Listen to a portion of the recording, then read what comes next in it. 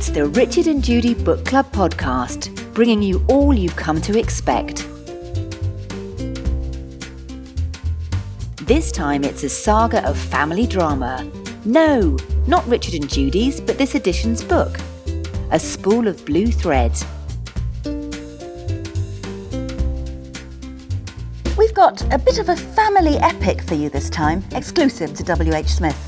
Anne Tyler is no debut writer. A Spool of Blue Thread is her 20th novel, and in it we meet generations of the Whitshank family. And what a family. Bringing you something a little different every time you tune in to the Richard and Judy Book Club podcast, exclusive to WHSmith. So, why did we choose Anne Tyler's 20th novel? Well, I've got a confession to make, which is that she is one of my favourite writers in the entire world. Oh, favouritism. Yeah. But her books never come up in our book club before, but it did this time, and I was absolutely delighted to choose it. She's a wonderful writer, as you say. She's been writing for something like 50 years. She lives in Baltimore in the USA, and she always writes about family and family relationships set in that same Baltimore area, which is often very suburban in that area. And she writes about families which seem terribly ordinary, several generations, but no family's ordinary. And that's what she's so brilliant at doing, at actually highlighting their real stories, their disagreements, their delusions about themselves. I mean, in this particular book, the Whitshank family, they think that they're an ordinary family, but they somehow think there's something special about them. Most families think there's something special about them, especially Abby, the mother, who is now in her 70s when the book starts. She's a retired social worker, and she is convinced that her family is just different than most and better than most. And she thinks she and her husband are kind of more intelligent than most and all the rest of it. And you see their relationships with all of their children. You see it mostly through the eyes of Abby. Abby's getting on a bit. She's in her 70s, and her mind is just slightly starting to unravel. And she says her mind is starting to jump the tracks, which is a great way of putting it. I mean, you read this first, and you said when you were maybe a third of the way through it, and as you say, you're a huge fan of Anne Tyler anyway, this has got to go on the book club list. What is it? I mean, you'll put it much better than me because you're such a big fan of hers.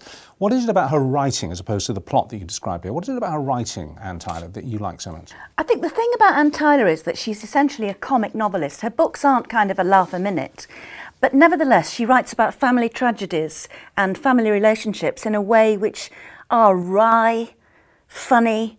Her take on things is, for example, she has this son. One of the main characters in A Spool of Blue Thread is the son Denny, who is a complete nightmare of a son. He keeps running away. He keeps he's grown up now, but he keeps dashing off, and they don't hear from him. He won't communicate for several years at a time, and then he sort of turns up, and Abby and her husband Red always welcome him with the fatted calf. Basically, he's the prodigal son, and his siblings, his sisters and brother, get really furious that, this bloke, they're living these ordinary lives in Baltimore, they're supporting their parents, they're being the perfect grown-up children, and this bloke keeps going away, and he seems totally irresponsible. He comes back, his parents adore him more than anybody else. It's that kind of familiar tension thing within it, but it's also very funny. I mean, when she writes, she describes a family dinner or a family luncheon or something, and that you recognise all the characters in them, you recognise your own family in them. Well, you recognise the muddle that most families live in, don't you?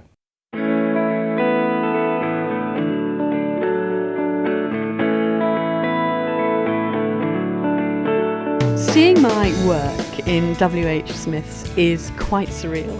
It's quite overwhelming, and there's nothing really quite like it. It's fantastic seeing your book on any bookshelf. The joy of seeing your real book, paper and board, on a bookshelf. On any shelves, bookstores, home libraries, whatever. I think I'm probably going to get a reputation as someone who's rather odd, who kind of hangs around bookshops looking at the shelves, because I can hardly believe it's true. It's an extraordinary privilege. When I walk into WHSmith and see my book there on the shelf, I feel obviously very proud, but there's also an element of shyness that comes over me, thinking, oh my God, that's me. When I was growing up, our bookshop was Smith's. The very first time I parted with my own pocket money to buy a book was in the WHSmith in Chichester. My first novel, Absent Fathers, I never saw any bookshelves. I think I got a royalty cheque for £0.00. The fact that on publication day of Taxidermist's Daughter, there will be a poster in that window with my books on the shelf of Smith's, which was part of my childhood growing up, means everything. But I've yet to see someone reading it. I'm looking forward to that moment when I see someone on a train or on a beach reading a book. Well, it's not just Anne Tyler who's racked up the book count over the years. Exclusive to WHSmith, we have filled the Richard and Judy Book Club bookshelves with dozens of fantastic reads. And of course, there's no best before date on any of them. So there's nothing to stop you going back and reading them for the first time. From the Richard and Judy Book Club, I'm going to start reading No Safe House by Linwood Barclay because I enjoy books that are thrillers, and it looks like the kind of book that you wouldn't want to put down. Well, over the summer holiday, I read Hilary Mantel's The Assassination of Margaret Thatcher, which is a fantastic collection of short stories. They're all very dark, and it's her classic, great writing style, but just in very short, pithy stories. And the other thing I read was a book by Ian McEwan, which is called The Children Act. And it's only 200 pages long, but I found it absolutely gripping. It's so well written, very, very intense. I've just read Roger Mozi's Getting Out Alive, News, Sport and Politics at the BBC. This is a slightly autobiographical book about the former BBC executive Roger Mozi, who ran BBC Sport for a while and also was in charge of editorial decisions at the BBC for a long while as well. He's had a very interesting career throughout the corporation, doing a large number of different jobs. Hello, I'm Oliver, and I've read The Fever Tree by Jennifer McVeigh from the Richard and Judy Book Club. It's set in South Africa, although we start off in England, and it's about a lady called Frances who loses her kind of inheritance because her father sadly passes away, and then she has to take a trip to South Africa where she's going to get married to a doctor who her uncle knew because he wants her out of the way, married off. And so she's intended to this doctor, but lots of unfortunate things happen to her, and eventually she gets caught up in the smallpox epidemic and diamond smuggling, and amongst other things. Well, Dinah Jeffries will be joining us for a nice cup of tea and a chat about her latest book next time. You can't get much further from Gloucestershire than Ceylon, her father had said.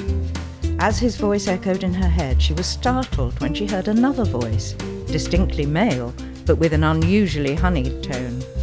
New to the east. Accustomed to the fact that her violet eyes and pale complexion always attracted attention, she turned to look and was forced to squint into bright sunlight. Yes, I'm joining my husband. We're only recently married. She took a breath, just stopping herself from blurting out the whole story. Hello, my name's Dinah Jeffries, and I'm the author of The Tea Planter's Wife. It's my second book. I write because I'm obsessed by writing. When I started writing, I didn't know this was going to happen. I just thought I'd have a go. I'd always enjoyed writing, but I'd never written a novel, and I just thought, well, maybe it's time to have a go, try and write a novel, and I did. And then, of course, I fell in love with it, and there isn't any difficulty. I'm happier writing than anything else. Richard and Judy, exclusive to WHSmith. Everybody's cup of tea.